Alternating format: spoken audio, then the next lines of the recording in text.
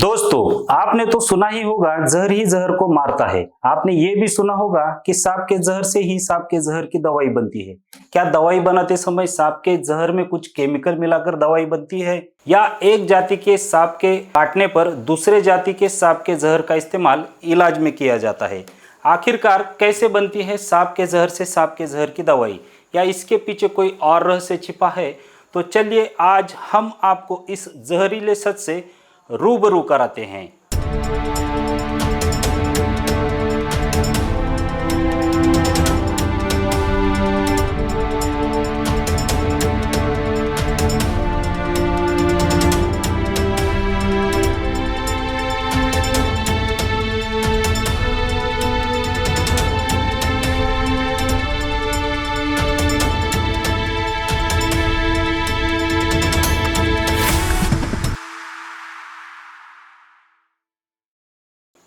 नमस्कार दोस्तों, मैं हूं राकेश और आप देख रहे हो द अटल भारत।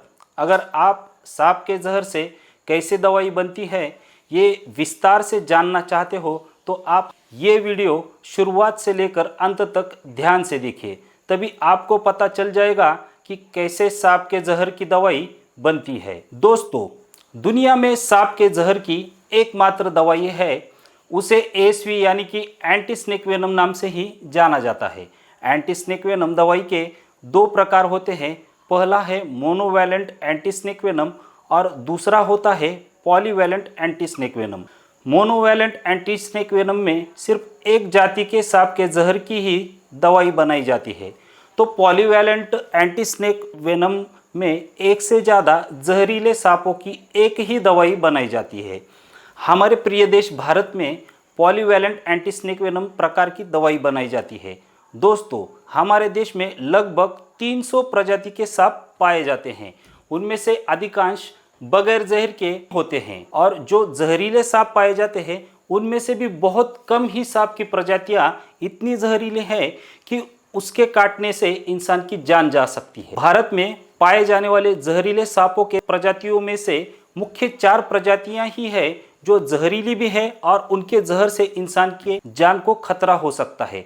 इनमें से नंबर 1 पर है कोबरा, नंबर 2 पर है क्रेट, नंबर 3 पर है रसल्स वाइपर और नंबर 4 पर है सॉस स्केल्ड वाइपर। भारत में आमतौर पर इन्हीं 4 प्रजातियों के काटने के मामले ज्यादातर पाए जाते हैं, और ठीक से इलाज न होने की वजह से जान जाने वाले इंसानों में इन्हीं 4 प्रजातियों का बहुत बड़ा योगदान होता है। इसलिए भारत में इन 4 प्रजातियों के जहर का इस्तेमाल करके एक ही दवाई बनाई जाती है।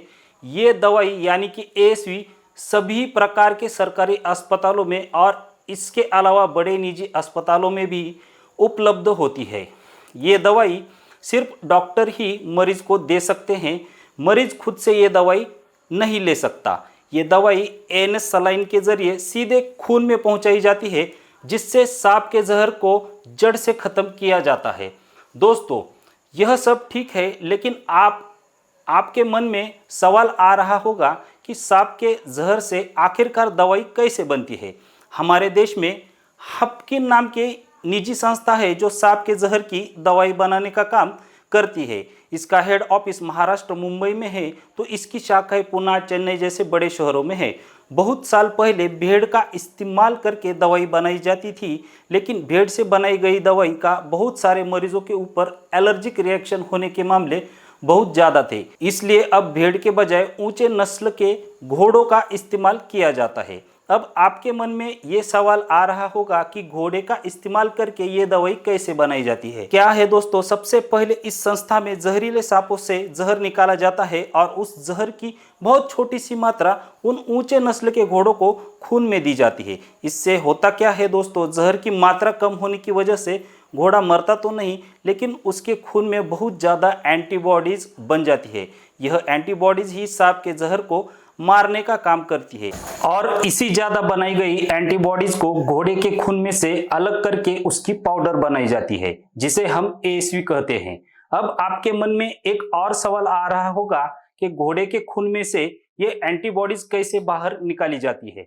तो उसके लिए डायलिसिस जैसे ही एक बड़ी मशीन का इस्तेमाल किया जाता है।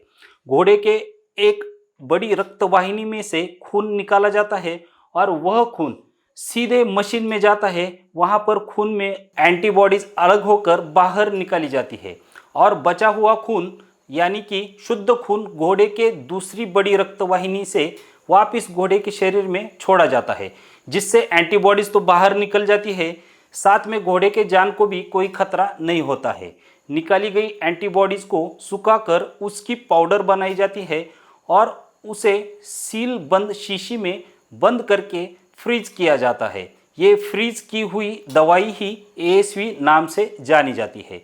ये बनाई हुई दवाई पूरे हिंदुस्तान के अस्पतालों में पहुंचाई जाती है, जिससे मरीज का इलाज हो सके।